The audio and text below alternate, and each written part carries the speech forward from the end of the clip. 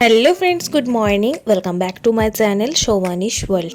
আজ হচ্ছে স্যাটারডে, হ্যাঁ আজকে শনিবার। আমার ছুটি থাকে ঠিকই, তবে আজকে কোনো ছুটি নেই, কারণ প্রোগ্রাম আছে সামনেই। তো তারই প্র্যাকটিস চলছে, কোনো ক্লাস হবে না, তবে প্র্যাকটিস হবে, সেজন্য আমাদের যেতে হবে। বাচ্চাগুলো আসছে, যাই হোক বেরিয়ে পড়েছি স্কুলের উদ্দেশ্যে। আসার পর প্রেয়ার লাইন কমপ্লিট, এখন বাচ্চাগুলোর নাচ হচ্ছে।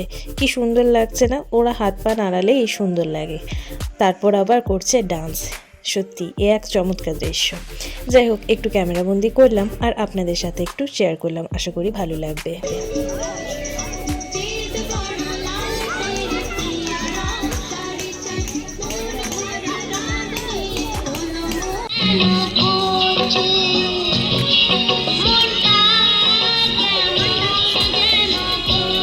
প্র্যাকটিস কমপ্লিট, এখন বাজে বেলা 11:30 মতো। বাচ্চারা বাড়ি চলে গেছে, আমরাও বাড়ি ফিরবো।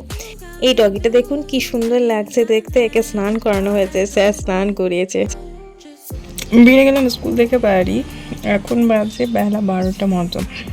এই যে স্কুল থেকে বাড়ি ফিরলাম, এখন যাবো স্নান করতে। আর ওদিকে ভিডিও এডিটিং আপলোডিং সব বাকি রয়েছে।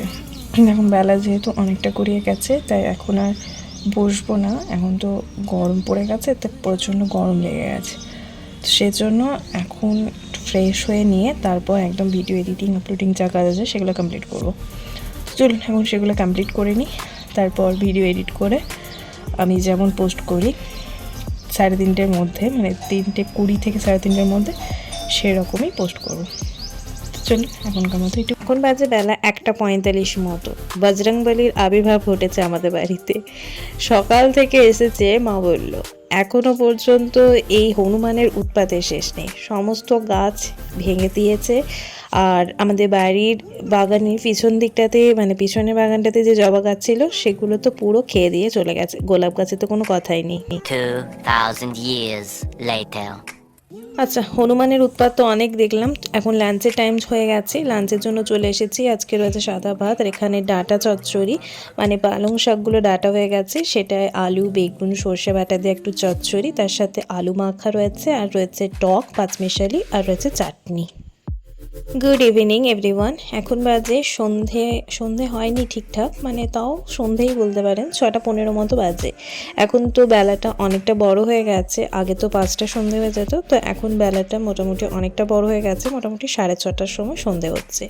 তো দেখুন জানালাটা খুলে আপনাদের সাথে একটু শেয়ার করি। এই জাস্ট অন্ধকার হয়ে আসছে, মানে পুরোপুরি অন্ধকার কিন্তু হয়নি।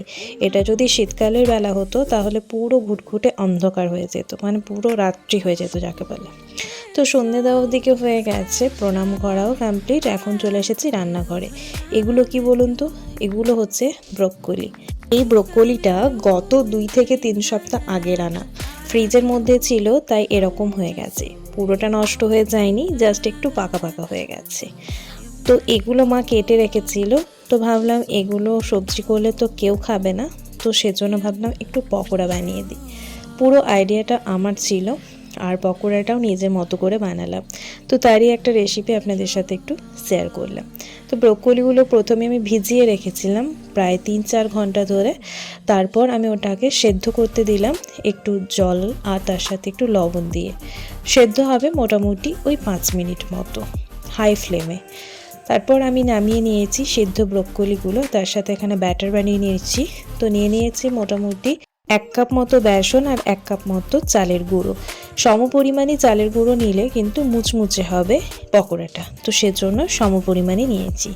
তার সাথে দিয়ে দিয়েছি পরিমাণ মতো লবণ, হলুদ, জিরে গুঁড়ো, আর তার সাথে দিয়েছি একটু জোয়ান আর কাশ্মীরি রেড চিলি পাউডার, আর দিয়েছি একটু কাসুরি মেথি। এর সাথে এখন দিয়ে দেবো ধনেপাতা। কুচো ধনেপাতা দিলে বড্ড ভালো লাগে খেতে। তো সমস্ত কিছু ভালোভাবে মিক্স করে নেব, তারপর একটু একটু করে জল দিয়ে ব্যাটারটা খুব সুন্দরভাবে তৈরি করে নেব। আমি ব্যাটারটা হাতেই তৈরি করে নিচ্ছি, আপনারা যদি চান হ্যান্ড ব্লেন্ডার দিয়ে কিন্তু তৈরি করে নিতে পারেন।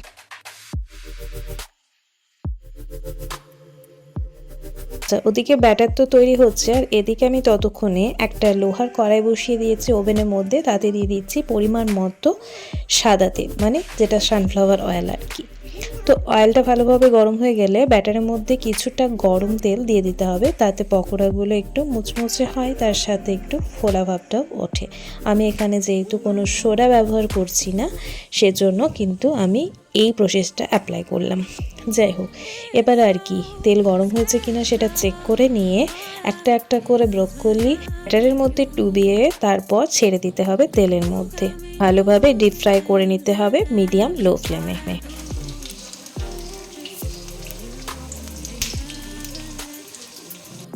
আচ্ছা, ফিরে এলাম মোটামুটি অনেকটা সময় পরে।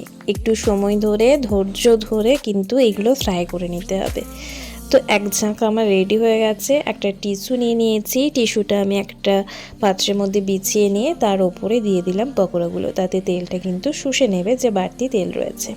আর এদিকে বরমশাই গরম গরম সার্ভ করতে ব্যস্ত, নিয়ে নিয়েছে পকোড়া, তার সাথে নিয়ে নিয়েছে একটু টমেটো কেচাপ। তো তারপর আমি বাকি পকোড়াগুলো ভেজে নিয়ে আমিও চলে এসেছি খাওয়ার জন্য। তো আমি একটু বাড়তি পেঁয়াজটা নিয়েছি। স্যালাড হলে ভালো হতো, তবে আমি আর স্যালাড করিনি, জাস্ট পেঁয়াজটাই নিলাম। আচ্ছা, একটু টেস্ট করে দেখছি। গরম গরম বেশ ভালোই হয়েছিল, একদম পুরো মুচমুচে আর অসাধারণ লাগছিল। অবশ্যই ট্রাই করে দেখতে পারেন। আচ্ছা, পকোড়া খাওয়া কমপ্লিট করে ডিনারের ব্যবস্থা করার জন্য চলে এলাম। বানাচ্ছি ছোলার ডাল আর তার সাথে সিম্পল রুটি। ছোলার ডালের রেসিপি অলরেডি চ্যানেলে রয়েছে, চাইলে চেক আউট করে নিতে পারেন। চলুন, আজকের মতো ব্লগটি এইটুকুই। দেখা হচ্ছে খুব তাড়াতাড়ি নতুন একটি ভিডিওর সাথে। সবাই ভালো থাকুন, সুস্থ থাকুন। ভিডিওটি ভালো লেগে থাকলে অবশ্যই একটা লাইক, কমেন্ট আর শেয়ার করে দেবেন। আর আমার চ্যানেলে নতুন সদস্য হয়ে থাকলে চ্যানেলটি সাবস্ক্রাইব করে পাশে থাকবেন। ধন্যবাদ।